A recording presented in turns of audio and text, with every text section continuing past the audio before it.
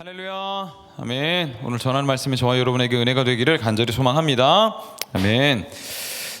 지난주에 이제 이어서 그 앱스타인, 요즘 전 세계를 떠들썩하게 하고 있는 그 얘기를 또 제가 들고 와서 송구스러운데, 지난주에는 이런 사람들이 가지고 있는 세계관, 그러니까 그 가치관들이, 그러니까 문화는 사람을 강요하는 습성을 가지고 있다, 이렇게 얘기를 했죠. 그래서 그 사람들 안에 있는 문화 가운데서는 그런 끔찍한 일들이 그들에겐 자연스러웠을지 모른다.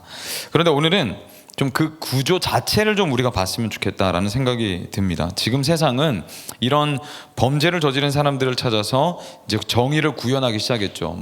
영국 같은 경우는 400년 만에 처음으로 왕족이 체포되는 일이 있었다, 이런 이제 대서특필 되기도 했었죠. 이 일에 연루된 사람들을 다 찾아서 이제 구속시키고 조사하고, 이제 관련 정치인들은 또 한편으로는 살아남으려고 예를 쓰고 또 이제 거짓 위에 거짓을 더디피려고 하는 그런 일들이 이제 지금 일어나고 있습니다. 그런데 제가 이런 일련의 사건들을 보면서 하나 의문이 생긴 적이 뭐냐면, 과연 그렇게 한다고 이 사건이 마무리되고 넘어가고 끝나버리게 되는 걸까라는 이제 질문이 들더라고요. 여러분 드라마나 영화, 애니메이션을 보면 영웅과 악당의 그 대치 구도를 가지고 있는 이제 그 서사를 가진 영화들을 보지 않습니까? 이제 거기를 보면 그 거대한 악한 기업이나 정부나 상대로 이제 이렇게 여러 가지 일들을 하는데, 언제나 이제 그 드라마나 영화의 마지막쯤에 그 악당이 하는 말이 꼭 있습니다. 어떤 말을 하냐면요, 나 하나 잡아넣는다고 이게 다 해결될 것 같아? 이런 질문을 던지면서 이 찜찜하게 마무리되는 이제 영화를 우리가 자주 보지 않습니까? 그거죠. 지금 사람들이 막 너도 나도 정의 구현하겠다면서 이 사건의 진상을 파헤치고 드러내고 조사하고 있습니다. 이건 반드시 그렇게 해야 될 일이죠, 그렇죠? 그런데 여러분 한번 잘 보세요. 이 구조가 정말 사람들을 잡아 넣는다고 해결된 문제일까? 이게 몇 사람만의 문제로 끝나는 사건일까라는 겁니다. 그 구조 전체가, 그러니까 판이 다시 깔아지지 않는 이상 이런 일들은 인류 역사에 계속해서 일어났었고 앞으로도 일어날 거라는 거죠. 구조가 개혁되지 않는 한. 그런데 한편으로 이 사건은 우리에게는 굉장히 큰 기회라는 사실입니다. 예전에 80년대에 그 미국 드라마 중에 이렇게 V라는 드라마를 혹시 아십니까? 2009년도에 리메이크 되기도 했었는데, 이 외계인이에요. 외계인이 어느 날 지구를 방문했습니다. 지구를 방문해가지고 막 이렇게 그 친근하게 다가와서 우리가 가지고 있는 기술들을 공유해 줄게요, 이렇게 대가 없이 이런 얘기들을 한단 말입니다. 그런데 알고 보니까 이 드라마가 진행되면서 이 외계인의 겉모습은 그냥 인간의 모습을 뒤집어 쓴 탈에 불과했고, 이 속내는 파충류 비슷한 외계인의 모습을 가지고 있고, 그리고 이 사람들을 속여서 이게 사람들을 식량으로 삼고 이 지구에 있는 자원을 모두 다 착취하려고 했던 그 외계인들의 계략이었다, 이런 게 점점 드러나게 되거든요, 이 드라마가. 지금 상황이 딱 그렇습니다. 아무 문제 없이 인류를 위해서 공헌을 했다라고 하는 사람들이 알고 보니까 다 뒷꿍꿍이가 있다더라. 세상의 구조가 우리를 그러니까 속이고 있었다라는 것이 이 사건을 통해서 지금 드러나고 그 속살이 비추어지고 있다는 겁니다. 그래서 지금 이 상황은요, 우리에게는 기회입니다. 기회. 현실을 명확하게 볼 수 있는 기회가 우리에게 주어졌다는 거죠. 우리가 그토록 달려왔던 이 세상이라는 틀과 구조가 가지고 있는 그 엄청난 부패성과 인간이 가지고 있는 이 민낯, 죄악의 참상을 볼 수 있는 기회가 생겼다는데, 이 사건은 아주 큰 의미가 있다라는 거죠. 결국 여러분, 그토록 우리를 설득하려고 했던 세상의 논리와 이치들 있지 않습니까? 우리가 바라고 원하면서 달려가고 추구했었던 이 세상의 구조는 한없이 악하다는 겁니다. 좀 더 제가 원색적으로 말씀을 드리면, 지금 이 작금의 세상의 구조는요, 가히 사탄적입니다. 한 사람의 유흥과 쾌락을 위해서 누군가는 철저하게 착취를 당해야 하고, 그 사람의 인권과 존재 자체는 그 사람이 돈을 가지지 못했고 권력이 없고 힘이 없다는 이유만으로 완전히 뭉그러지고 있죠. 그리고 그것을 아무렇지 않게 착취하던 사람들도 결국엔 뭉그러지는 그 구조 가운데 우리가 살고 있다는 겁니다. 이것이 과연 사람이 정상적으로 살 수 있는 틀인가, 구조인가라는데 의문을 품을 수 있게 됐다는 거예요. 세상은 여러분 점점 더 사탄적으로 바뀌어가고 있습니다. 말세가 되어갈 때 나타나는 여러 징조들이 지금 여실히 다 나타나고 있는데요. 뭐 가난, 기아, 자연재해 이런 것들은 말할 것도 없고 우리 인간의 내적인 마음의 상태가 이제 말세를 나타내고 있는 전형적인 증상들이 나타나고 있는데 디모데후서 4장 3절로 4절 말씀을 보면 말세에 인간의 마음이 어떤 상태가 될 것인가를 얘기하고 있는데 우리 함께 읽어봅시다. 시작.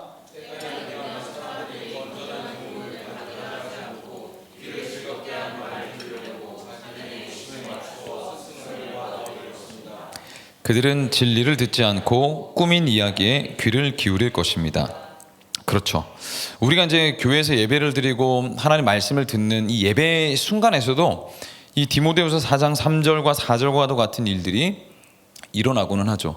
자리는 채우고 있지만 내가 원하고 바랬던 말씀이 들려지지 않으면 귀를 듣고 넘겨버린다든지 하는 일들, 그리고 우리가 바라는 뭐 위로와 칭찬과 격려의 말씀은 듣지만 또 우리의 마음을 찌르게 하고 또 우리의 마음을 변화시키도록 도전하는 말씀에는 귀를 닫아두고 하는 등 말씀을 재단하는 일들로 뭐 나아가서 지금 세상은 어떻습니까?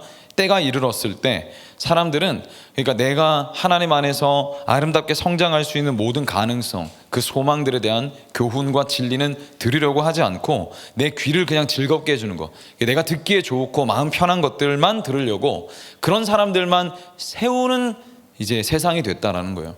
그렇죠? 그래서 교회 같은 가운데서도 그렇지 않습니까? 그 성도들의 그 기호와 성향에 맞추어 가지고 그걸 잘, 그러니까 성도들의 마음을 잘 이렇게 아울러 가지고 타이르고 해서 그 성도들이 원하는 바만 들려줄 수 있는 사람들이 세워진 역사는 이미 오래됐죠. 그렇지 않습니까? 그런 시대를 지금 우리가 살고 있다는 거예요. 사람들은 다 자기 발전과 자기를 위한 일들에 귀를 기울이지 세상을 위한다거나 혹은 이웃을 위한다라는 말, 내가 변화되어져야 된다라는 말을 잘 들으려고 하지 않는 시대입니다. 희생, 헌신이라는 가치는 이제 개인의 이익을 더 우선하는 시대, 거기에 밀려가고 있죠. 다른 말로 하면 너만 생각해야 되고 너가 즐거워야 되고 네가 최고여야 된다라는 이 시대의 아우성에 우리가 설득되어 이렇게 살아가고 있다는 겁니다. 송기령 작가가 있어요. 요즘 굉장히 핫하지 않습니까? 뭐 세바시에도 그 메인 MC 역할로 나와가지고 여러 사람들하고 대담하는 이제 그런 이제 책을 썼는데, 이분이 그 시대의 부름, 뭐 핵 개인의 시대, 호명 사회, 그리고 최근에 또 재발간되기도 했는데 경량 문명의 탄생이란 이런 책을 발간했어요. 기회 되면 한번 읽어보십시오. 시대를 읽는 흐름에 많은 도움이 될 겁니다. 근데 여기 책에서 관통하고 있는 내용이 뭐냐면요, 시대가 점점 이제 중량화되고 조직화되어졌는데 이제는 AI라는 어떤 그 혁신적인 그 시스템을 필두로 사람들은 개인의 역량을 발휘하는 구도로 점점 지금 이제 진화되고 있다는 겁니다. 이거는 이제 우리들에게는 기회이자 또 어려움이기도 하다라고 얘기를 해요. 왜냐하면 개인이 조직의 영향을 받지 않기 때문에 본인이 가지고 있던 잠재력을 이제 마음껏 표출할 수 있는 시대가 됐습니다. 기회의 자유가 찾아왔죠, 그렇죠? 더 이상 뭐 스펙이나 연출, 조직으로만 움직이는 시대는 이제 저물었다, 끝났다라고 얘기합니다. 그래서 거대 기업들도 최대한 조직을 간편화하고 개개인이 가지고 있는 아이디어를 최대한 빨리 신속하게 이제 이렇게 가져올 수 있도록, 그걸 가지고 갈 수 있도록 작업을 할 수 있는 구조로 만들어야 된다, 이런 얘기를 하거든요. 그런데 이제 반대로 이제 어려움은 무엇일까? 문제가 뭐냐면 그 개인은 어디까지나 인간이고 유한하고 하나님과 공동체를 필요로 하는 의존적인 존재다라는 거죠. 그래서 앞으로는 여러분, 사람을 위한 직종이 발달할 거다, 이런 얘기를 하거든요. 스펙이 강요당하는 시대에 치우쳐 있잖아요, 우리가. 그래서 자기를 개발하기 위해서 지금 최선을 다하고 자기 세계를 지금 확장하기 위해서 우리가 지금 달려나가고 있는데, 인간은 유한하잖아요. 능력만 개발하려고 하루 24시간 다 쓰다 보면 어느샌가 번아웃이 옵니다. 아마 다 한두 번쯤 경험해 보셨을 거예요. 마음이 너무 지쳐서 아무것도 못하겠다는 그런 마음들. 그래서 결국 그러면 그런 사람들에게 필요한 게 뭘까요? 위로와 공감과 격려와 상담이죠. 그렇죠? 상담이겠죠. 이런 직종들이 앞으로 번창하게 될 거다. 그래서 따뜻한 집밥을 요리해 줄 사람, 내 이야기를 들어줄 사람, 나를 응원해 줄 사람, 그리고 이런 데 특화된 직업군은 굉장히 호황을 앞으로 누리게 될 거다라고 얘기를 합니다. 여러분, 어떻게 신학 한번 해보시겠습니까? 예. 말세가 다가올수록 교회가 정답이라는 생각을 계속 하게 되는데, 이런 시대적 흐름이 이야기하는 바가 무엇입니까? 지금 뭔가 틀이 잘못됐다라는 거죠. 그 틀의 구조적인 한계가 이제 노출되기 시작했다. 우리에게는 여러분, 생명, 사랑, 헌신이라는 가치가 여전히 유효하다라는 거예요. 도리어 그런 가치들이 인류를 지탱하고 있었다. 그 뿌리에 그것들이 있었기 때문에 인류의 문명이 아름답게 꽃 피울 수 있었다라는 것이 이제 지금 드러나고 있다라는 거예요. 세상은 여러분, 남을 밟고 일어서야만 내가 살 수 있다고 가르치지 않습니까? 근데 성경은 정반대의 길을 얘기하는 것이죠. 내가 죽어서 남을 살리는 헌신이 진짜 인간이 사는 길이다라고 주장을 하는 겁니다. 하나님은 교회를 저와 여러분을 통해서 이 땅에 여전히 소망이 있고 이 세상 넘어서 소망이 있음을 심어주기를 원하십니다. 말씀하기를 원하세요. 설득하기를 원하십니다. 근데 여러분, 그 소망이 어떻게 심겨질까요? 누군가의 헌신으로 심겨지게 되는 겁니다. 그런데 여러분, 헌신이라는 것은 단순히 희생하거나 손해보는 것이 아닙니다. 절망으로 치달아가는 그 구조 속에 하나님의 소망을 피워내는 거룩한 씨앗이다라는 거예요. 여러분이 지금 헌신으로 누군가를 오늘 숨쉬게 하고 살려내고 있다면 여러분은 정말로 바른 인생을 살아가고 있는 것일 텐데, 오늘 이 이야기를 조금 나눠보고자 합니다. 먼저 헌신은 감추어져 있는 보물이다. 10절 말씀 한번 읽어볼까요? 오늘 본문 시작.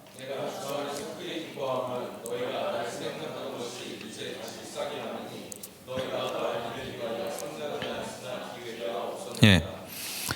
그 빌립보서 이제 4장은 바울이 얘기하고 하고 싶었던 이야기의 가장 핵심적인 걸 담고 있습니다. 뭐냐면, 빌립보 성도들이여, 나를 챙겨주고 생각해줘서 너무 고맙다. 이제 너희들은 내가 그 영적으로 케어해야 될 사람들이 아니라 이제 나의 동력자들이다. 이런 감사의 표현을 하고 싶어서 이 빌립보서를 썼다고 볼 수 있는데, 당시에 바울이 이제 감옥에 갇힌 상태였어요. 바울 스스로는 이제 조금 있으면 이제 감옥에서 나올 수 있을 거라고 기대했지만 여전히 이제 사형을 받을 수 있을 그런 위협 가운데 바울은 살고 있었단 말입니다. 그래서 이제 옥중에 있었다라는 소식을 빌립보 성도들이 듣고 나서 빌립보 성도들이 바울에게 이 감옥에서 살 수 있는 모든 이제 그 필요한 것들을 뭐 돈이든지 물품이든지를 이제 헌신하기 시작했다는 거예요. 그래서 거기에 대해 감사를 표현하고 있는 건데, 여러분, 사람은 마음을 먹고 자랍니다. 마음을 먹고 살아요. 그렇지 않습니까? 저는 제가 중고등부였을 때 그 저를 이제 챙겨주셨던, 제 영혼을 챙겨주셨던 전도사님을 저 아직도 잊지 못하는데, 이덕재 지금 목사님이세요. 열심히 사역하고 계신데, 그 고향교회가 제가 이제 경상남도 함안군이지 않습니까?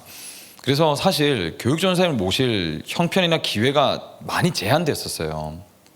오죽했으면 제가 이제 신학교 간다 하자 이제 교회에서 이제 학부 졸업할 때까지 제가 최선을 다해 고향교회를 전도사로, 그 전도사 같지도 않은 전도사, 그죠? 그 성도님들이 저를 볼 때는 완전 애기 아닙니까? 애기가 막 뭐 해보겠다고 막 야야야 이렇게 하고 있는데, 그 전사님이라고 또 이렇게 섬겨주셨던 걸 기억하는데, 어쨌든 그런 형편이었어요. 근데 이 시골까지 또 전도사님이 온다는 건 보통 어려운 일이 아니었단 말입니다.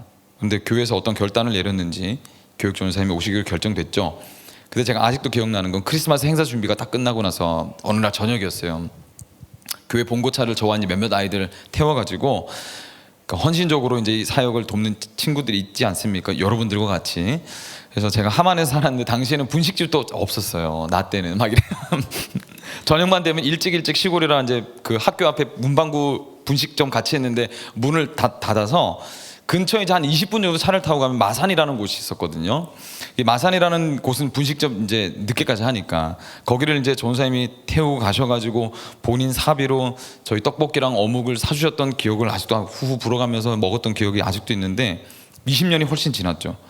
근데 제가 그때 일을 아직도 사진 찍듯이 기억을 하고 있어요. 왜냐하면 그 전사님이 저희들을 무척이나 사랑해주고 관심을 가져주셨던 게 제 마음에 남아있는 거죠. 그 따뜻한 마음을 제가 먹었던 그날은 저에게는 잊혀지지 않습니다. 그런가 하면 얼마 전에 제가 예전에 사역했던 교회 청년들이 저를 이제 서울에서 저 보겠다고 올라왔던 적이 있었어요. 같이 이제 식사를 하는데 그땐 대학생이었죠, 청년들이. 근데 이제는 어엿한 직장인이 돼서 이제 올라온 거예요. 그래가지고 식사 대접하겠다고 하면서 그때 받았던 사랑 이제 갚는다면서 얘기를 하는데, 이게 제가 되게 마음이 하여튼 희한하더라고요. 감개무량하기도 하고 감사하기도 하고, 그 말 한마디에 그 헌신, 그죠? 그 친구들이 얘기해주는 그 말이 너무 고맙고 저를 살아있게 하는 거죠. 그런가 하면 제가 여러분들에게 받았던 마음을 얘기하지 않으면 또 서운하지 않겠습니까? 이게 천국 다 상급인데 오늘 얘기해서 다 까먹게 되는 건데, 어쨌든 아직도 제가 누가 그랬는지는 모르는데, 제가 이제 설교할 때 이제 책 인용을 많이 하니까 누가 이제 책을 제 책상 위에 올려놨더라고요. 저는 청년인이 그랬을 거라고 저는 해석을 하는데, 어쨌든 그런 마음들, 빼빼로데이 때 편지를 써가지고 이렇게 건네받았던 기억, 제가 아직 제 책상 뒤에 있거든요. 제가 잘 보관해 놓고 있는데, 이제 책상 근처를 다니는 분들은 다 보십시오 막 이렇게 해서 이제 세워놨다가 어떤 청년은 또 저를 가만히 관찰하다가 이게 필요하지 않을까 해서 도움을 준 청년도 있고, 명절 때도 마음을 표현해 준 청년도 있고, 그 마음과 관심, 따뜻한 말 한마디의 헌신이 제가 청년 사역을 할 수 있도록, 이어갈 수 있도록 하는 거거든요. 별거 아닌 것 같아도 그 말 한마디가 사람을 살린단 말이에요. 사람은 헌신된 마음을 먹으면서 사는 존재인데, 세상이 끝까지 침묵하는 영역이 바로 이 부분입니다. 왜냐하면 세상은 우리에게 마음을 주지 않거든요. 여긴 철저히 거래 관계입니다.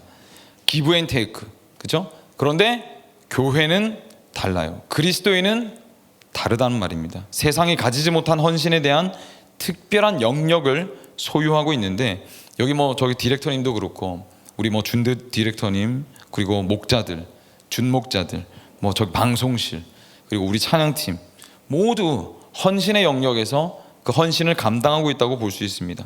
편하게 예배를 드리려면 얼마든지 그렇게 할 수 있는데, 자신의 시간과 에너지와 물질을 대가를 바라지 않고 헌신하죠. 이게 뭐 좋아 보여서 뭐 취미 삼아 그렇게 하는 건 아닐 거 아니에요. 어떻게 그런 헌신이 가능한 걸까? 다 같은 기독교인이라고 해서 헌신을 하진 않지 않습니까? 어떻게 자신의 시간과 에너지와 물질을 대가 없이 드리겠노라 할 수가 있는 걸까? 헌신을 하는 사람은 여러분 한 가지 그 비밀을 알기 때문에 헌신을 할 수 있는 것인데, 헌신은 감추어져 있는 것을 발견했기 때문에 할 수 있는 겁니다. 보통 남자는 여러분, 예전에, 오늘 나 때 얘기 참 많이 하는데 죄송합니다. 15년 전만 하더라도, 벌써 이제 제가 군대를 갔다 온 지 15년 넘었네요. 군대 갔다 오면 철든다는 얘기를 옛날에 많이 했었어요. 군대를 가면 엄마라는 단어만 도 눈물이 그냥 쫙 쏟아지거든요. 그래서 훈련 갔을 때 어머니 뭐 3번 외치고 하강 뭐 이런 거 하거든요, 훈련 때. 그래서 어머니 하는 순간 눈물이 확 쏟아져요. 이렇게 막 그런 기억도 있는데, 나를 키워주시고 길러주신 것에 대해서 지금까지는 내가 당연하다고 생각만 했지 감사하다는 생각을 잘 할 기회가 없거든요. 인생에 그런데 고의적으로 고난이 딱 이렇게 오고 나니까 이게 새삼 당연했던 것들이 당연한 게 아니라는 걸 알기 시작하는 겁니다. 아버지 어머니가 사는 세상이라는 게 이런 거였구나. 하기 싫어도 억지로 감당하셔야만 했던 거구나. 자기 마음은, 당신의 마음은 다 짓눌리면서도 우리에게는 전혀 내색하지 않으셨던 거구나. 세상으로부터 나를 막아주고 계셨구나. 이게 당연한 게 아니었구나를 알게 되는 겁니다. 그래서 군 생활을 견디고 버텨보는 거죠. 왜? 그 마음을 내가 알았으니까. 여기서도 뭐 부모 다 필요 없고 여자친구 때문에 버틴다는 그런 철없는 놈들도 늘 있긴 했는데, 어찌됐든 그래서 군대 월급 모아가지고, 나 때는 100일 휴가 때 월급을 모아서 가서 이제 내복을 사드리는 였거든요. 그때 이등병 월급이 33,000원, 병장 월급이 44,000원이었어요. 지금은 병장 150만 원 받는다면서요. 복된 줄 아십시오. 5만 원도 안 되는 돈을 모아가지고 100일이면 뭐 몇 달 못 모으잖아요. 그래서 이제 그 T 모 있죠? TR 모 이제 그 기업의 내복, 빨간 내복, 그 정석이거든요. 내복 사다가 그러려면 이제 제가 먹을 거 안 먹고 살 거 안 사야 이제 살 수 있는 건데, 그래서 내복 사드리는 거죠. 근데 어떻게 그런 헌신이 작동될 수 있는 것일까? 좀 더 가까이 보자면, 여러분들이 어떤 마음으로 교회에서 헌신을 결단하셨는지 저는 잘 모릅니다. 근데 헌신을 즐거이 할 수 있는 비밀을 제가 말씀드리자면, 정말 기쁨으로 헌신하고 싶으면 여러분이 지금 예수님으로부터 받고 있는 사랑은 당연한 게 아니라는 비밀을 알면 헌신할 수 있게 됩니다. 우리가 사실 여러분 죽으면 천국 가면 되지 뭐 라는 이 말, 하나님이 너희들과 함께 하신다 라는 그 말, 하나님께서 오늘도 우리를 지지해 주신다, 응원하신다 라는 그 말, 우리가 여러분 무거운 인생을 살아갈 때 잠시라도 우리의 마음을 가볍게 만들어줄 수 있는 이 한 문장이 만들어지기까지 얼마나 막대한 마음의 씀씀이들이 있었는지 모른다는 거예요. 성부 하나님은 우리를 위해서 아들을 버리고자 하는 마음을 먹으셔야만 했고, 아들이신 성자 하나님은 십자가에서 죽기로 마음을 먹으셔야 했다는 겁니다. 하나님은 한 가지 마음밖에 없으셨던 거죠. 우리를 위해 죽을 각오의 마음을 하셨다라는 겁니다. 그런데 이 마음이 당연한 것이 아니고 몰라도 되는 것, 이건 아닌 것 같아요. 우리는 이 사실을 알고 있어야 되고 늘 잊어버릴 때마다 기억해야 된다는 겁니다. 우리를 위해서 아들을 주셔야 했던 그 마음이 어떻게 당연히 할 수 있는 마음일 수 있었겠어요? 예수님도 마찬가지죠. 왜 굳이 이 땅에 인간의 몸을 입고 내려와서, 그리고 인간의 몸을 입고 내려왔다 쳐요. 좋아요. 그러나 신적인 능력을 가지고 있으셨으니까 얼마든지 이 땅에서 군림하면서 마음껏 떵떵거리면서 사람들 때때로 협박하면서 원하는 것들을 취하고 착취해서 자기 발 아래 두고 군림하실 수 있었는데도 그 능력을 자신을 위해서는 하나도 사용하지 않으시고 소외되고 외면받는 사람들과 친구 되려고 사용하시고, 자신은 배고프시고 잠잘 베개도 없으시고 배 뒤쪽에서, 그 배 뒤 고물이죠, 구석에서 잠이 드시기도 하셨는데 그런 잠잘 시간도 줄여가시면서 결국에는 33살, 인생의 가장 창창한 나이에 왜 죽기로 마음 먹으셔야만 했느냐는 거예요. 이건 당연한 게 아니라는 겁니다. 그런데 그 마음을 예수님께서는 오늘도 잘 드러내질 않으세요. 그렇지 않습니까? 모든 걸 우리가 당연하다고 생각할 만큼 주님은 침묵하십니다. 자랑하지 않으세요. 의시되지도 않으십니다. 그래서 조용히 감추어져 있는 비밀이죠. 우리는 잘 모르고 알려고 하지 않을 때가 많습니다. 우리의 마음은 여전히 때때로 예배 끝나고 뭘 먹지? 빨리 집에 가서 친구들 만나서 게임해야지. 오늘은 어떤 야식을 먹을까? 이렇게 오늘 밤은 그냥 보낼 수 없어, 불태워야지. 이런 생각들로 가득 차 있을 때가 더러 있죠.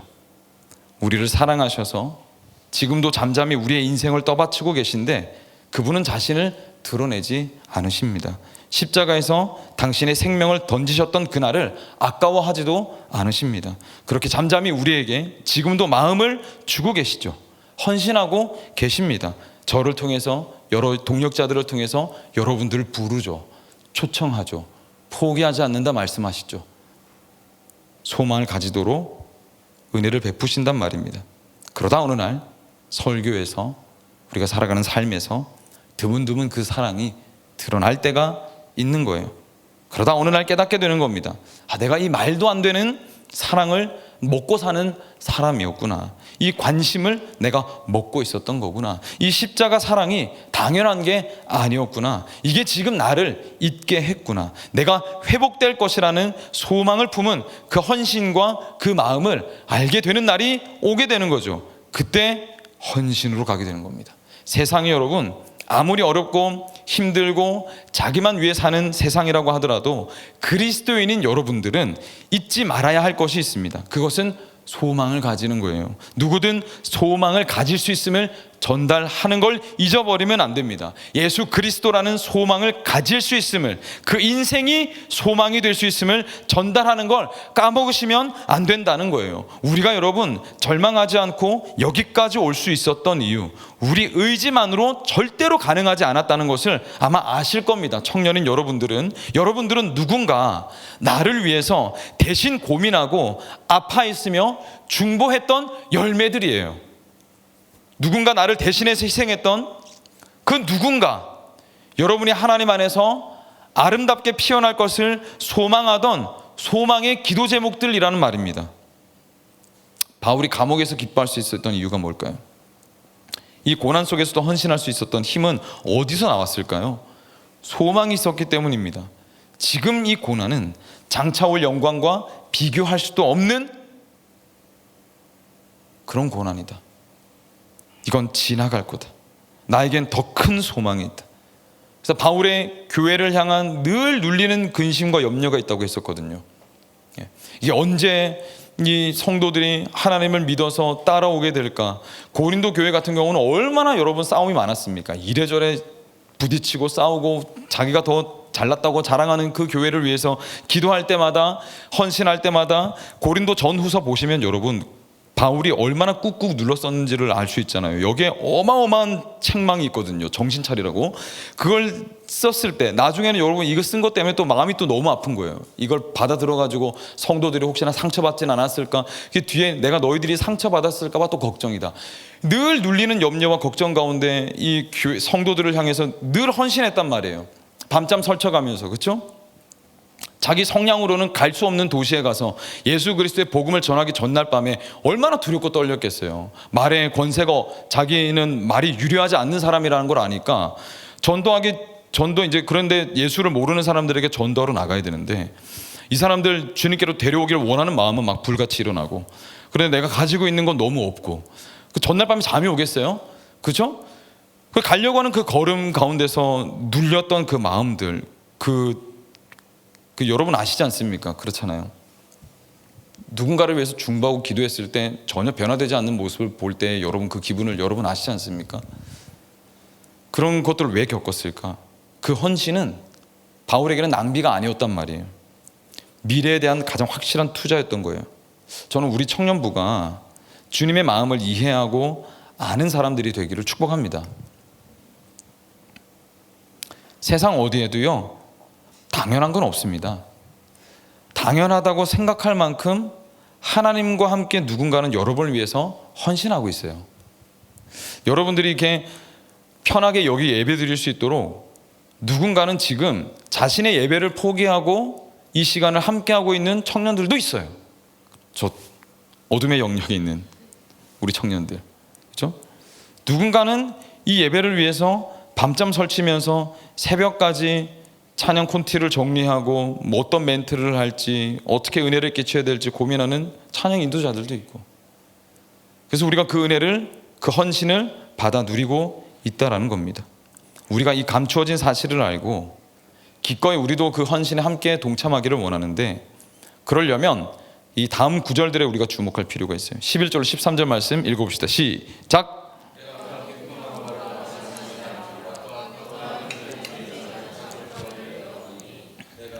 비천에 처할 줄도 알고 풍부에 처할 줄도 알아. 곧 배부름과 배고픔과 풍부와 궁핍에도 처할 줄 아는 일체의 비결을 배웠노라. 내게 능력 주시는 자 안에서 내가 모든 것을 할 수 있느니라. 이 13절 말씀 있잖아요. 우리가 잘 아는 말씀인데 이거 굉장히 무서운 말씀입니다. 여기 사업장에 걸어놓으면 풍파를 다 맞이함에도 불구하고 걸어가야 되는 일들을 겪을 수도 있으니까 걸어놓지 마세요. 이거는 제가 감히 권면을 드립니다. 요거 걸어놨다가 낭패 봅니다. 바울은 여러분 궁핍과 비천함에서도 만족할 수 있게 됐다요. 그렇죠? 뭐 배부름과 풍부에서 만족하는 건 누구나 다 할 수 있죠. 근데 궁핍하고 비천한 가운데서도, 그래서 그 가운데서도 만족했다. 근데 어떻게 만족할 수 있게 됐을까? 이게 가능한 일이기나 할까요, 여러분? 여러분 통장 잔고가 0원으로 제로로 찍혀 있는데 여러분 여기서 그래도 나는 만족하다, 감사하다고 할 사람이 얼마나 있을까요? 그런데 우리가 이런 장면들 자주 보지 않습니까? 이 진리를 오마주한 영화나 소설의 스토리들이 있잖아요. 주로 이런 멘트를 찌끄립니다. 대낮에는 별이 보이지 않잖아. 캄캄한 밤이 되어야 비로소 별이 빛나. 겁나게 느끼하네요. 그죠? 소망도 마찬가지입니다. 소망도 그래요. 우리가 인생의 편안한 낮을 지날 때는요, 소망이 진짜 뭔지를 잘 몰라요. 감도 안 옵니다. 헌신을 받는다는 것, 헌신을 누린다는 것이 얼마나 귀한 것인지 잘 몰라요. 모든 건 그냥 당연한 것처럼 느껴집니다. 하지만 바울처럼 인생의 가장 어두운 고난의 밤을 지나가 보면, 지날 때가 되면 우리는 뭐가 나에게 진짜 위로였고 응원이자 격려여 헌신이었는지, 뭐가 진짜 빛인지 내가 따라가야 될 것인지를 알게 되고 붙들게 됩니다. 결국 정답은 하나로 딱 귀결이 돼요. 뭡니까? 하나님이 내 소망이시구나. 하나님이 내 정답이시구나. 이거를 고난 가운데 알게 된다는 거죠. 그래, 인생이 단순해져도 괜찮다는 걸 알게 됩니다. 특별히 바울이 겪었던 어려움이 무엇인지 좀 더 구체적으로 좀 제가 보길 원하는데, 고린도후서 11장 23절 28절을 보면 이렇게 말씀합니다. 제가 읽어드릴게요. 그들이 그리스도의 일꾼이냐 정신없는 말을 하거니와 나는 더욱 그러하도다. 내가 수고를 넘치도록 하고 옥에 갇히기도 더 많이 하고 매도 수없이 많고 여러 번 죽을 뻔하였으니 유대인들에게 40에서 하나 감한 매를 5번 맞았다. 39대를 맞았다는 건데, 보통 당시에 40대를 맞으면 사람이 죽었거든요. 그래서 40대보다 하나를 줄인 39대로 보통 많이 때렸다고 해요. 그 반 죽음입니다. 이건 거의. 그걸 5번 맞았다고 하는 거예요. 5번 정도 맞으면 사실 다리의 기능을 낼 수가 없습니다. 예, 당시에 의학이 그렇게 발달했던 것도 아니고 잘 못 걸었을 확률이 아주 큽니다. 3번 태장으로 맞고 1번 돌로 맞고 3번 파선으로, 배 타고 가다 죽을 뻔했다는 거죠. 배가 깨져가지고 1주야를 깊은 바다에서 지냈으며 표류했다는 거죠. 여러 번 여행하면서 강의 위험과 강도의 위험과 동족의 위험과 이방인의 위험과 시내의 위험과 광야의 위험과 바다의 위험과 거짓 형제 중의 위험을 당하고 뒤통수 맞았다는 거죠. 또 수고하며 애쓰고 자지 못하고 줄이고 목마르고 굶고 춥고 헐벗었고 이 이외의 일은 고사하고 아직도 날마다 내 속에 눌리는 일이 있으니 곧 모든 교회를 위하여 염려하는 것이라. 만약 바울에게 이런 고난이 없었다면 그가 천국 소망을 그토록 갈망했을까요? 감옥에 차가운 바닥이 없었다면 하나님의 그 위로가 따뜻하게 느껴졌을까요? 우리는 여러분 고난을 피하고 싶어 하지만 역설적이게도 하나님은 고난이라는 곳에 소망을 담아 두시는 방법을 자주 사용하십니다. 이 정도로 여러분 극단적인 상황이 우리에게 몰아치지 않으면 우리는 둔해서 진짜 선물이 뭔지를 사실 잘 모르거든요. 다 여러분 사라져 보면 진짜 귀한 게 뭔지를 알게 되고요. 다 사라져 보는 경험을 한번 해보면 이제 세상이 별로 그렇게 겁낼 것이 없다는 걸 알게 되더라는 겁니다. 그만큼 여러분 세상의 유혹과 그 틀이라는 것이 강력하게 우리를 미혹하고 유혹하고, 그죠? 때로는 협박하고 겁박하고 있다는 것을 의미하기도 하는 겁니다. 바울은 여러분 고난 가운데 세상은 절대로 줄 수 없는 하늘의 그 소망을 맛을 봤어요. 이것이 바울에게 있어서 가장 큰 행운이 아니었을까? 여러분 시선을 좀 잠깐 이렇게 다르게 좀 보면, 우리의 인생을 이렇게 가만히 봤을 때 우리가 좀 힘들고 어려운 일들을 지나갈 때, 제가 이걸 여러분들에게 결국 가볍게 말씀드리는 건 아닙니다. 예. 여러분들의 고난과 인생의 우여곡절들이 얼마나 크고 어려웠을지 제가 어떻게 감히 짐작할 수 있겠어요. 그러나 말 한마디에 다 담을 수는 없겠지만 우리가 우리의 인생의 굴곡을 통해서 인생의 본질을 맛보고 깨닫게 될 때가 있다라는 거죠.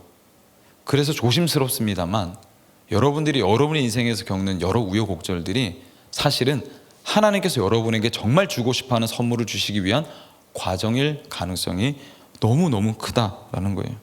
고난당하는 여러분, 언젠가는 그 이슈들이 여러분 삶에 가장 큰 안도를 내쉬게 하는 일들이 될 수 있음을 기억하세요.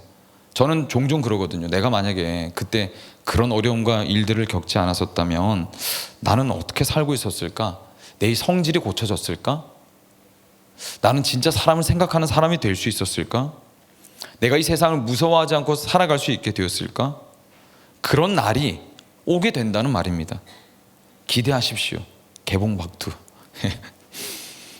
그리고 저는 여러분들에게 축복하기를, 이건 정말로 여러분들에게 정말로 축복하기를, 여러분들의 인생에 아무런 문제 없이 흘러가기를 원하지만 때때로 여러분들이 감당할 수 없을 만한 고난도 겪으셔서 하나님을 붙드는 그 손길 가운데 하나님이 허락하시는 기쁨과 자유함이 얼마나 크고 깊은지를 또한 경험할 수 있기를 저는 축복을 합니다.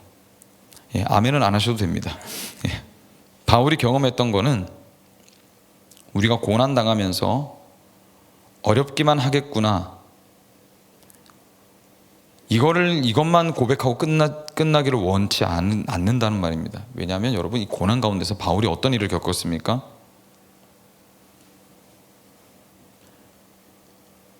수고를 넘치도록 하고 옥에 갇히기도 많이 하고 매도 수없이 많고 여러 번 죽을 뻔했는데 안 죽었어요. 그렇죠? 옥에 많이 갇히기도 했는데 나왔잖아요. 그렇죠? 사도행전에 보면 이런 기록이 있습니다. 바울이 옥에 갇혀가지고 하나님을 찬송하고 있을 때 지진이 일어나서 옥의 문이 열리는 일을 경험하거든요. 이게 뭘 의미하는 걸까요, 여러분? 바울이 뭘 경험했을까요? 고난의 어려움을 경험했던가? 그게 아닙니다. 하나님이 함께하고 계시기 때문에 겁낼 게 없는 거구나를 알게 하신 거예요. 하나님이 나를 위해서 마음을 지금도 써주고 계시기 때문에 내가 두려워할 게 없는 거구나, 이걸 알게 됐다는 거예요. 이거 이제 다 정리되는 거구나. 고난을 겪고 나면 여러분, 이제는 믿음의 사람은 어떤 고백을 하게 되는 줄 아세요? 또예요, 또, 이게 아니라 이거 지나가는 거죠. 하나님 저한테 뭘 주시려고 하시는 건가요? 이 가운데서 하나님을 더 깊게 바라볼 줄로 저는 기대합니다. 물론 힘들고 어렵죠. 바울은 이 맛을 봤던 거예요. 그래서 진짜 어떤 소망을 해야 될지를 알았던 겁니다. 모든 삶의 스토리들이 결국 하나님의 마음 씀씀이었고 선하신 계획이었다는 것을 알게 된 거예요. 지금은 모를 수 있죠. 고난을 지나가는 과정 가운데서는 모릅니다. 우리는 몰라요. 지나가 보면 알게 되는 거죠. 그 맛을 본 사람은 자신의 인생을 계산기 위해서 두드리지 않습니다. 하나님이라는 더 큰 걸 받았다는 걸 알게 됐으니까요. 그래서 여러분, 헌신은 가장 현명한 투자입니다. 16절 19절 말씀 한번 읽어봅시다. 시작.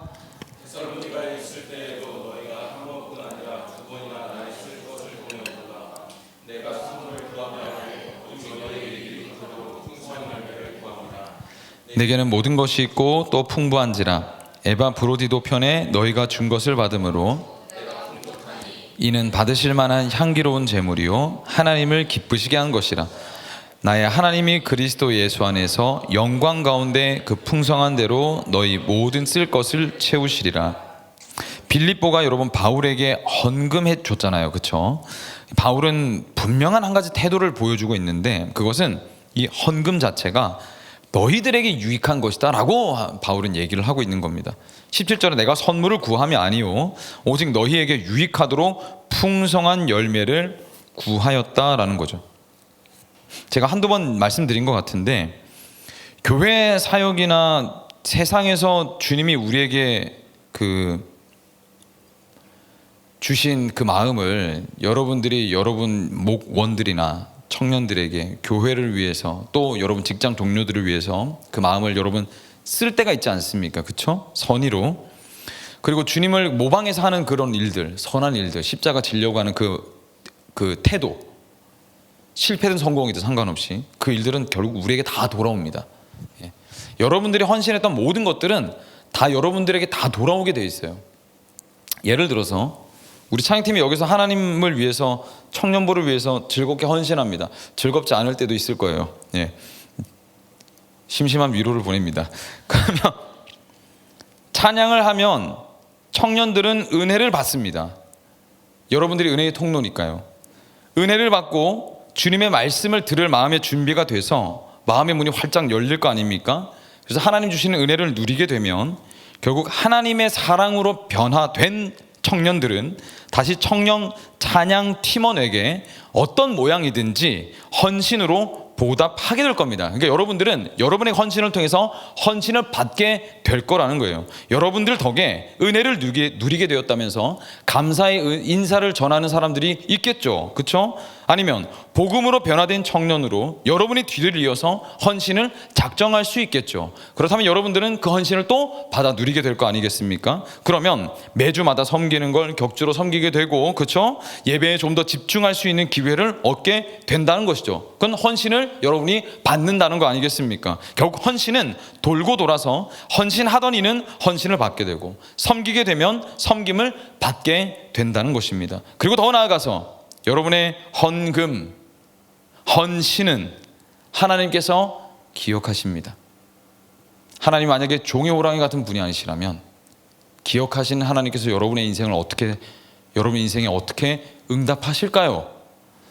말라기 3장 16절 말씀이 이렇게 말씀합니다. 그때에 주님께서는 주님을 경외한 사람들이 서로 주고받는 말을 똑똑히 들으셨다. 그 가운데서도 주님을 경외하며 주님의 이름을 존중하는 사람들을 당신 앞에 있는 비망록에 기록하셨다라는 거예요. 기록하셨다. 기록한다는 건 뭡니까? 내가 기억하겠다라는 거예요. 그러니까 여러분들 안에서 주고받는 그 말들 가운데 쓸데없는 불평이나 원망은 하나님 하나도 기억 안 하세요.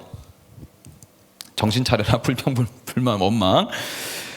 주님을 경외하고 주님의 이름을 존중히 여기며 사랑을 나누고 섬기는 그 태도와 말들과 축복의 언어들은 하나님께서 비망록에 기록하셔서 기억하시겠다는 겁니다. 그건 기억하시겠다는 거예요. 하나님은 여러분이 서로 안에서 서로에게 나누었던 격려의 말들, 우리 힘내자, 하나님 함께 하신다, 하나님 위로하실 거야, 하나님은 알고 계셔, 하나님 안에서 나누었던 대화들, 카톡들, 위로들, 여러분들의 헌신들을 하나님은 기억하고 기록하고 계십니다. 지금도 기록하고 계십니다. 목사가 참 복된 직업일 수밖에 없는 이유가 바로 여기 있습니다. 다른 건 몰라도 목사는 엄청나게 좋은 말을 많이 할 수밖에 없잖아요. 그렇죠? 제가 여러분들에게 야, 너 이거밖에 못하냐? 뭐 그거 가지고 되겠어? 라고 한 적이 없잖아요. 잘 될 거야. 기도할게. 사랑한다. 축복한다. 금요 기도회 때마다 제가 우리 청년들, 오는 청년들 제가 안수기도 하고 있거든요. 그러니까 예배 끝나자마자 가지 말고 기도 받고 가세요. 제가 마음 다해서 우리 청년들은 제가 축복을 합니다. 예배 마치자마자 찬양인도 끝나고 나서 내려오면 제가 하나님이 기억나게 해주시는 온갖 모든 좋은 축복의 말들 생각나게 해주신 건 다 제가 갖다 붙여서 기도하거든요. 열리고, 그죠? 부어지고, 은혜가 있고, 그 길을 여시고, 복 내려달라고 간절한 마음으로 축복합니다. 끊임없이 축복해요. 제가 생각해도요, 매주마다 이렇게 축복해주는, 나를 위해 마음 써주는 목사님 내가 만났었으면 내 인생이 지금보다 100만 배는 더 좋았을 텐데. 여러분, 제가 있을 때 많이 써먹으세요. 여러분, 정말로 진짜 제가 있을 때 여러분 많이 써먹으셔야 돼요. 저는 기대됩니다. 제 개인적으로는 저는 기대돼요. 천국에서 제가 누리게 될 상급이 얼마나 클지. 예. 크고 작음이 사실 의미가 없거든요. 예전에는 저는 이걸 소망했어요. 상급 겁나 큰 거 받아야 되겠다. 내가 막 야, 내가 살게 될, 영원히 살게 될 그 집에 막 금덩이 다 붙어 있겠지. 야, 다 쓸데없는 생각이더라고요. 제가 공부를 좀 더 해보니까 지금은 그런 건 다 필요 없고 아무 쓸데기 없고 천국 가면 그게 무슨 소용입니까? 그게 하나님 내 눈으로 보게 될 거. 야, 저는 이제 정말 가슴 설렙니다. 제가 진짜 정말 바울을 보게 될, 이야, 바울 보게 될 거 아닙니까? 제가 어깨 동무할 거 아니에요. 거기 뭐 미국 문화 있을 거 아닙니까? 한국처럼 막 제가 고개 숙이고 하지 않을 거 아니에요. 다 영원히 같이 살 건데. 베드로하고 제가 그물질 할 거 생각만 해도 제 심장이 막 터질 것 같아요. 천국에서 예수님 딱 만났어. 형진아, 야, 이것만 해도 끝났어. 나는 진짜 형진아, 야, 너 고생했다. 야, 나와 같은 길 걸어줘서 너 고맙다. 내 마음을 너 헤아려줘서 너 너무 고맙다. 야, 저는 이 말만 들어도 한 3, 4일은 제가 울고 있을 것 같아요.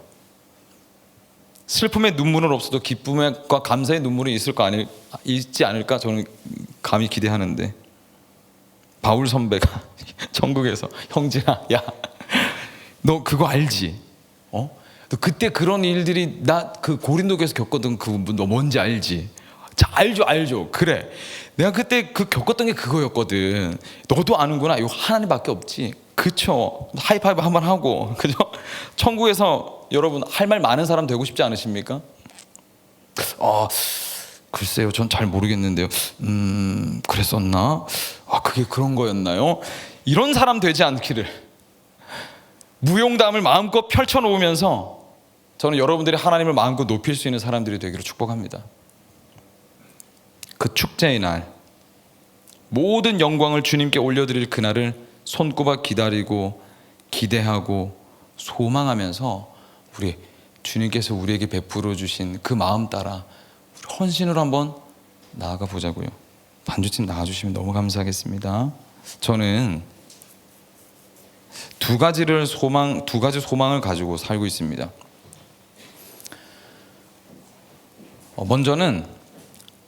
하나님이 이 땅을 결국에는 고치실 것이라는 소망을 가지고 살아요. 하나님이 결국에는 이 땅을 고칠 것이다. 앱스타인 같은 존재도, 그 앱스타인을 만든 이 세상도 하나님은 결국 바로잡으실 것이고 고치실 것이다. 공의와 정의는 강같이 흘러가게 될 것이다. 억눌렸던 자들이 해방되고 잊혀졌던 자들이 드러날 그때를 저는 소망합니다. 하나님은 여러분 결국 그렇게 하실 겁니다. 마라나타, 주 예수여 속히 오시옵소서. 전 이 소망을 이 땅에 풀어내고 때로 설명하며 삶으로 전하는, 저는 소망 지킴이로 살고 싶어요. 그리고 저는 소망합니다. 여러분들이 저와 같은 그 소망을 지키는 지킴이로 우뚝 서게 될 날을 소망합니다. 바울이 빌립보 성도들을 어떻게 생각했냐면요, 자기 등을 맡길 수 있는 동력자로 생각했어요. 빌립보 성도들은요. 그래서 성경을 가만히 보시면 알겠지만 다른 서신서에서는 본인이 왜 사도여야 하는지, 그리고 왜 자비량으로 선교를 하고 있는지에 대한 구구절절한 설명을 끊임없이 달아놔요. 왜냐하면 오해를 살 수 있었거든요. 바울이 자비량으로 선교했던 건 보통 다른 사도들과 주님의 제자들은 다 사례를 받으면서 성도들로부터 연보를 받으면서 사역을 했었거든요. 근데 바울은 그렇게 하질 않았어요. 왜냐하면 사람들이 혹시나 오해를 할까봐, 주변 사람들이, 거짓 교사들이 하도 바울을 잡아물고 늘어져가지고 너 사도 아니잖아, 네가 거짓 교사잖아 라는 말을 워낙 많이 들으니까 좀 차별을 둬야 되겠다. 그래서 무료로 복음을 전했던 거예요. 그러니까 여러분, 복음이라는 것이 가치가 없는 것이 아니거든요. 이게 제가 여러분들에게 전하는 예수 그리스도의 복음은 여러분들을 유일하게 살려낼 수 있는 생명의 메시지입니다. 그러니까 저는 제가 바라기를, 여러분들이 예수 그리스도의 나를 위해서 십자가 지시고 나를 선택하시고 당신은 죽으셨다는 이 복음의 소식이 여러분들에게 가볍게 들려지지 않기를 저는 간절히 소망하거든요. 그러니까 어떻게 하면 이게 의미 있게 들려질 수 있을까를 늘 고민합니다. 씨름하고 그렇게 되기를 원하고. 근데 빌립보 성도들에는 이런 구구절절한 설명을 안 해요. 그리고 빌립보 성도들의 헌금은 받습니다. 바울이 왜 그랬을까요? 빌립보 성도들에겐 설명 안 해도 되는 사람들이거든요. 이 사람들은 자기를 정말 신뢰하는 사람들이거든요. 바울도 정말 신뢰하는 성도들이었어요. 빌립보 성도들과 바울은 너무 끈끈했죠. 하나님 나라를 함께 바라보고 같이 바라보면서 달려나갈 수 있는 사람들이었어요. 그래서 이들의 헌금을 받았던 겁니다. 그리고 축복할 수 있었죠. 여러분들이 어느 날인가 제 등을 맡길 수 있는 그런 동력자들이 되어주시기를 저는 그날을 소망하고 꿈꿉니다. 제 등을 맡길 수 있는 사람들로. 제가 좌로 치우치고 우로 치우치려고 할 때 목사님 어떻게 그래, 저런 게 목사인가 하면서 실망하고 떠나는 사람들이 아니고, 제 이 붙잡아주고 제 멱살 잡아가지고 김영진 목사님 정신 차려서 지금 뭐 하는 거예요 지금, 제가 목사님 위해서 기도하고 있거든요, 거기서 지금 벗어나야 돼요, 정신 차려, 막 이렇게 얘기해 줄 수 있는 사람. 때때로 제가 기도하지 못해서 탄식해서 넘어져 있을 때 여러분들이 제 손을 잡고 저를 일으키셔서 저를 토닥여 줄 수 있는 사람. 기도하고, 여러분 제가 어느 날 아닌가 목자 모임 때는 기탄 없이 다 얘기하거든요. 마음에 있는 얘기, 제 삶의 얘기들, 목자들의 얘기 다 주고받고 있어요. 기도 제목들 이제 전하다가 제가 한 기도 제목을 이제 우리 청년들에게 얘기를 했어요. 기도 좀 해달라고. 제가 신기한 게 뭐냐면 그 주에 전혀 그럴 일이 없는데 제가 그 던졌던 기도 제목이 응답되고 제가 회복되는 걸 제가 경험을 했어요. 너무 귀한 거죠. 너무 귀한 거. 이 친구들이 나를 위해서 기도 안 해줬으면 나 어쩔 뻔했냐. 내가 이 기도 제목을 나누지 않았으면 어떻게 됐을까. 너무 감사하더라고요. 이 어두운 시대 가운데 하나님께서 저와 여러분들을 묶어주신 것, 또 우리를 이 땅에 보내신 것은 잘 들으세요, 실수가 아닙니다. 절대 실수가 아니에요. 정말 절대 실수가 아니에요. 이거 하나님의 분명한 뜻과 계획이 있으셔서 보내신 거예요. 여러분 지금 어려운 상황들을 겪고 계시죠? 거기에 하나님이 계획해 놓으신 소중한 계획과 뜻이 있어요. 그냥 조금만 더 버텨봐요. 조금만 더. 조금만 더 견뎌봐요. 조금만 더. 미리 실망하지 말고, 아직 인생 많이 남았잖아요. 그렇죠? 우리 아직 살 날 많이 남았잖아요. 그러니까 조금만 더 기다려봐. 조금만 더. 여러분의 인생 가운데 하나님이 빛나게 하실 그날을 저는 소망합니다. 그 소망이 성취될 건 저는 믿습니다. 하나님이 절대 실수 안 하시니까요. 당신이 소망을 가지고 헌신하는 기쁨을 누리게 하기 위해 모든 소망을 포기하셨고 자신의 전부를 헌신하신 그리스도께로 오십시오. 지금 찬양하며 나갑시다.